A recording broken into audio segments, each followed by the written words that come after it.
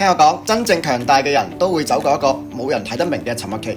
最近我越係明白一件事，人同人之間互相笑住咁互動，輕鬆咁互動，彼此鼓勵，真係唔係技巧，係一個能量相容。兩個人嘅生命頻率如果越係接近，彼此嘅心先至可以接得住呢個光，呢個嘅力量，呢個嘅互動先係自然、舒服同埋真誠嘅。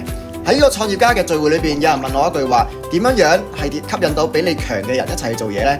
後尾我先理解，吸引力其實根本就唔係技巧，係你嘅能量。你走到唔同嘅階段，自然就會吸引到唔同嘅人。喺呢個能量成熟嘅時候，你一定要成為一個真正強大嘅人，你先至可以走過一段冇人睇得明嘅沉默期。強者會先睇得到，而呢個能量嘅落差，就係好中意喺生命去做事嘅人，感受呢個係好敏銳嘅。你會突然之間覺得邊個靠近，邊個遠離，邊個會變得弱，邊個唔再回應。其他人可能以為你好敏感，但係你心裏面好清楚，呢個唔係敏感，而係你真心真誠咁投入後嘅醒覺。